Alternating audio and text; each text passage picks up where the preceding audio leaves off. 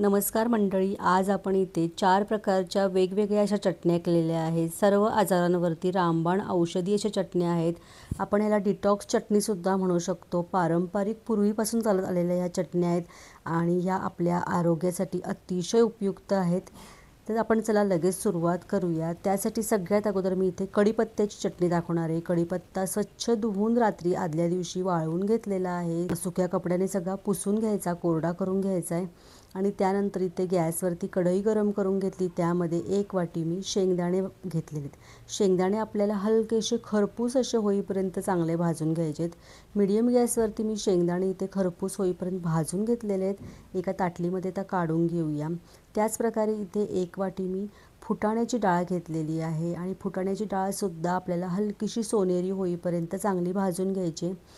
Medium गॅसवरती आपण हलकीशी सोनेरी होईपर्यंत फुटाण्याची डाळ भाजून घेतलेली आहे. त्याच ताटलीमध्ये इथे काढून घेतली. त्याचबरोबर इथे मी पाव कप पांढरे तीळ घेतलेले आहेत. तीळसुद्धा आपल्या आरोग्यासाठी अतिशय उपयुक्त असतात, त्याच्यामुळे हे तीळ आवर्जून घालायचे आहेत.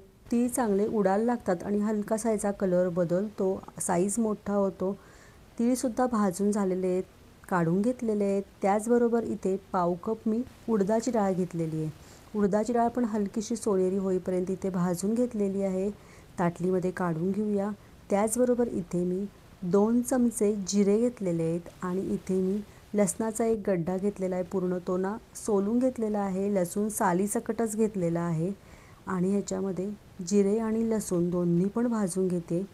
हलकेसे भाजून झाल्यानंतर काढून घ्यायचे. जिरे लगेच करपतात, त्याच्यामुळे लगेच काढायचे आहेत. 1 चमचा इथे तेल घातलेलं आहे कढईमध्ये आणि त्यामध्ये हा 1 बाऊल आपण कढीपत्ता जो घेतलेला आहे तो सगळा घालायचा आहे. कढीपत्ता आदल्या दिवशी स्वच्छ धुवून कोरडा पुसून घेतलेला आहे.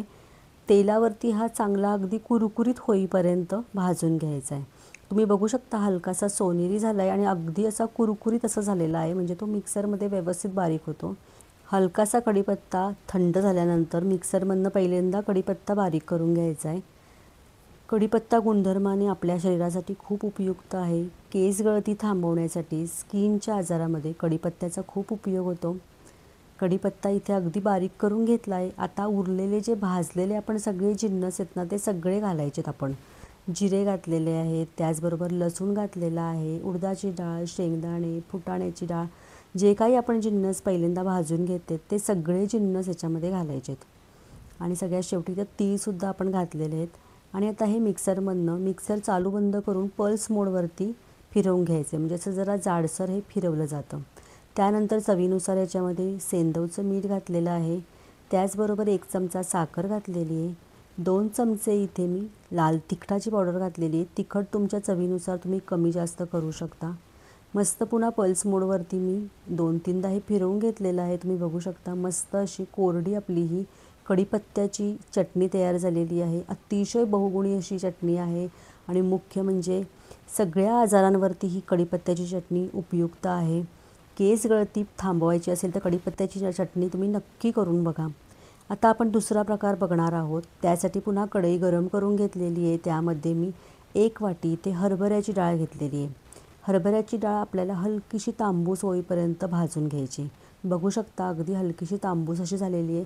मीडियम गॅसवरती मी ही हरभऱ्याची डाळ चांगली भाजून घेतलेली आहे.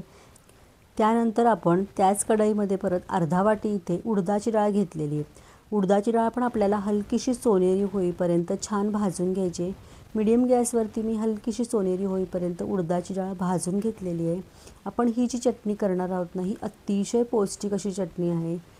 कर्नाटकामध्ये ही चटणी जास्त केली जाते. उडदाची डाळ पण इथे मी काढून घेतलेली आहे आणि हरभऱ्याची डाळीचं जे बाऊल आहे त्याच्यामध्येच ती काढून घ्यायची. त्यानंतर इथे मी शेंगदाणे घेतलेले आहेत. शेंगदाणेसुद्धा आपल्याला की नाही सोनेरी असे हलकेसे होईपर्यंत भाजून घ्यायचे. खरपूस असे शेंगदाणे भाजून झालेले आहेत. शेंगदाणेसुद्धा इथे मी काढून घेतलेले आहेत. त्याचबरोबर आता पुन्हा कढईमध्ये मी इथे तीळ घेतलेले आहेत. 1 पाव वाटी इथे तीळ घेतलेले आहेत, पांढरे तीळ.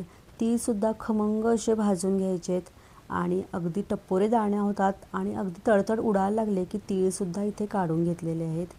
त्यानंतर इथे मी 1 पाव वाटी धणे घेतलेले आहेत, 1 पाव वाटी जिरे घेतलेले आहेत. जिरे आणि धणे आपल्याला दोन्ही एकत्र भाजून घ्यायचे आहेत. हे पटकन भाजले जातात आणि त्याचा खमंग असा वास सुटतो. त्यामुळे अगदी स्लो गॅसवरती धणे जिरे भाजून घ्यायचेत, तेही काढून घेतलेले आहेत. त्यानंतर पुन्हा कढईमध्ये मी 1 वाटीभर कढीपत्त्याची पानं घेतलेली आहेत आणि अगदी पाव चमचा थोडंसं तेल घालायचं. तेल जास्त घालायचं नाही, नाहीतर की नाही चटणी जास्त दिवस टिकत नाही, म्हणजे तेलाचा वास खूप येतो, म्हणून तेल अगदी कमीत कमी घालायचं. आणि कढीपत्ता इथे भाजून घेतलेला आहे, अगदी कुरकुरीत होईपर्यंत कढीपत्ता भाजून घेतला. तोही या सगळ्या जिन्नसवरतीच काढून घ्यायचं. त्यानंतर इथे मी चिंच घेतलेली 1 पाववाटी आणि चिंचसुद्धा आपल्याला अगदी कुरकुरीत अशी होईपर्यंत भाजून घ्यायची. चिंच आपल्याला इथे अगदी कुरकुरीत होईपर्यंत भाजून घ्यायचे. चिंच पण इथे भाजून झालेली आहे, अगदी कुरकुरीत अशी झालेली आहे, काढून घेतलेली आहे. भाजलेले सगळे जिन्नस एकत्र करून घ्यायचेत आणि पूर्णपणे थंड करून घ्यायचे. थंड झाल्यानंतरच मिक्सरमधनं ग्राइंड करायचेत. आता हे सगळे जिन्नस थंड झालेले आहेत. जर तुम्ही गरम मिक्सरमध्ये घातलं तर त्याला पाणी सुटतं आणि चटणी जास्त दिवस टिकत नाही. पूर्ण थंड झाल्यानंतर मिक्सर जारमध्ये घालायचे. त्याच्यामध्ये 2 चमचे लाल तिखट घातलेलं आहे, 1 मोठा चमचा इथे गुळाची पावडर घातलेली आहे आणि इथे एक अर्धा चमचा मी हिंग घातला आहे आणि चवीनुसार मीठ घातलेलं आहे. सगळे जिन्नस मिक्सरमधनं पुन्हा ग्राइंड करून घेतलेले आहेत. बघू शकता मस्त आपली ही डिटॉक्स चटणी तयार झालेली आहे. अतिशय पौष्टिक अशी ही चटणी पुढची रेसिपी केलेली आहे. मुख्य म्हणजे पोह्यावरती, उपीटवरती किंवा तुम्ही इडली, डोस्यावरती सुद्धा, उत्तप्पावरती ही चटणी नक्की करू शकता, घालून घेऊ शकता आणि रोजच्या वापरामध्ये सुद्धा ही चटणी अतिशय पौष्टिक असल्यामुळे नक्की करून बघा. यानंतरचा चटणी प्रकार करणार आहोत ते म्हणजे आपण इथे कारळ्याची चटणी करणार आहोत. त्यासाठी इथे मी 1 पाव किलो कारळी घेतलेली आहेत. कारळी आपल्याला इथे पहिल्यांदा भाजून घ्यायची आहेत. हलकीशी याचा कलर बदलतो, चमक येते छानपैकी आणि टपाटपा हे उडायला लागतात. एक 5 ते 10 मिनटं कारळी मी भाजून घेतली आहेत, एका ताटलीत काढून घेतलेत. त्यानंतर मी इथे 1 चमचा जिरे आणि 2 लसणाचे गड्डे ना सालासकट असे सोलून घेतलेले आहेत. सालं काढलेली नाहीत लसणाची आणि ती पण भाजून घेतलेले आहेत. त्यानंतर कारळी इथे मिक्सरमधनं की नाही ग्राइंड करून घेतलेली आहेत. हे बघा या प्रकारे बारीक अशी ग्राइंड केलेली आहेत. त्यामध्येच लसूण आणि जिरे घातलेले आहेत. त्यानंतर चवीनुसार याच्यामध्ये लाल तिखट आणि मीठ घातलेलं आहे. सगळं मिक्स करून घ्यायचं पहिल्यांदा आणि त्यानंतर पुन्हा मिक्सरमधनं हे ग्राइंड करून घेतलेलं आहे. तुम्ही बघू शकता मस्त अशी ही कारळ्याची चटणी तयार झालेली आहे. कारळे भाजल्यानंतर थंड करून घ्यायची, त्यानंतरच ते मिक्सरमधनं पहिल्यांदा कारळी बारीक होतात, ती करून घ्यायची आहेत आणि त्यानंतर इतर सगळे जिन्नस घालून कारळी पुन्हा ग्राइंड करून घ्यायची. मस्त आपली चटणी तयार झालेली आहे.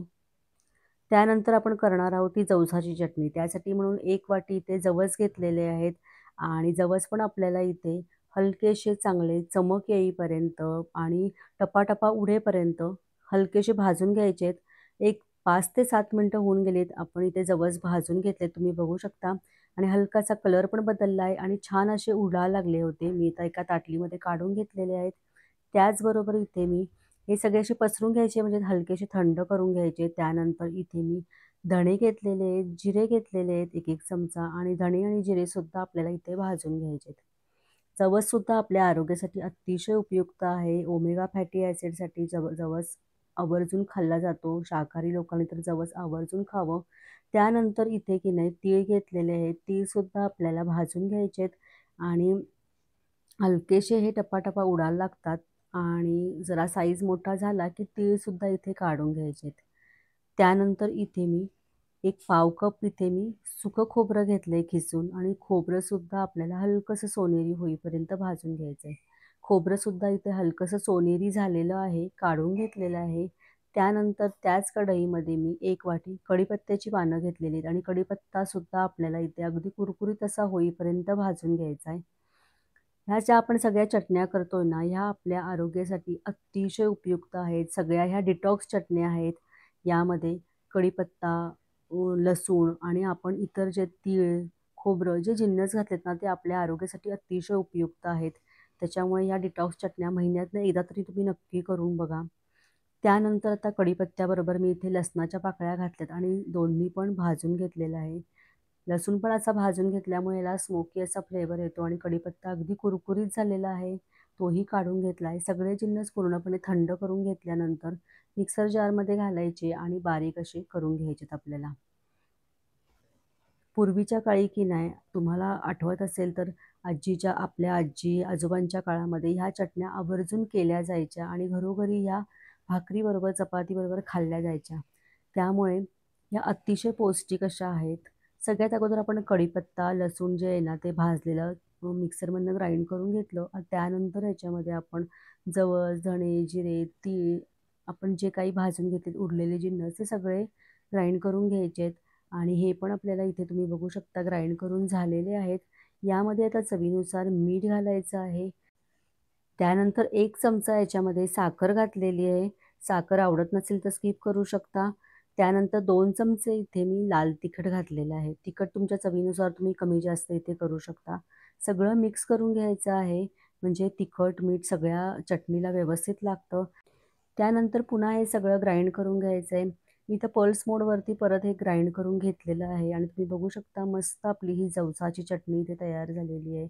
अतिशय उपयुक्त अशी ही चटणी आहे आपल्या आरोग्यासाठी. त्याचबरोबर ओमेगा फॅटी ॲसिडसाठी, कॅल्शियमसाठी आणि हिमोग्लोबिन कमी असेल तर ही चटणी आवर्जून केली जाते.